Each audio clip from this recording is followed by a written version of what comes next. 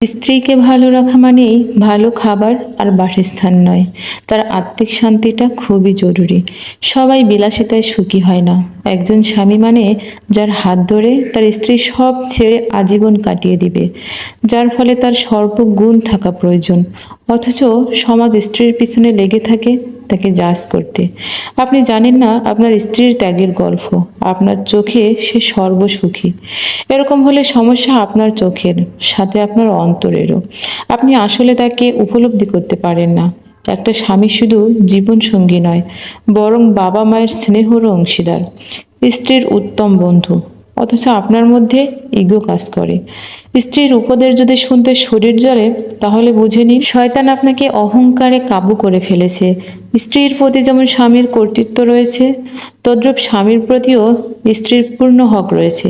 সংসার জীবনে কলহ আসবেই, কিন্তু সেই কলহে জবান দিয়ে যেন এমন কিছু বের না হয় যেটা সাংসারিক জীবনটাই বিষাদ করে দেয়।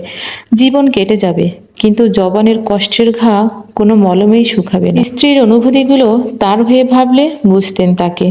বিশ্বাস করুন, জগতের সব নারী ভালোবাসা, আদর, আহ্লাদের কাঙ্গাল।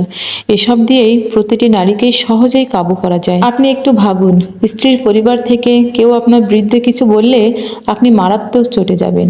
হয়তো কোনোদিন শ্বশুর বাড়ি পাই রাখবেন না। অথচ প্রতিনিয়ত আপনার স্ত্রীর সাথে এটাই চলে। যেখানে আপনি পারেন না ফ্যামিলি ছাড়া কাউকে আপন করতে, সেখানে তার উপর কিভাবে চাপিয়ে দেন। মেয়ে বলে কি সে মানুষ না? আপনিও যে মায়ের সন্তান, সেও মায়েরই সন্তান, বরং বাবার রাজকুমারীও। আচ্ছা, কোন আইনে লেখা আছে যে মেয়েদের এই সব কিছুই সহ্য করতে হবে? স্ত্রীকে সম্মান দিতে শিখুন। একজন স্ত্রীকে ভালো রাখতে গেলে একজন স্বামীকে খুব বেশি সাপোর্টিভ হতে হয়।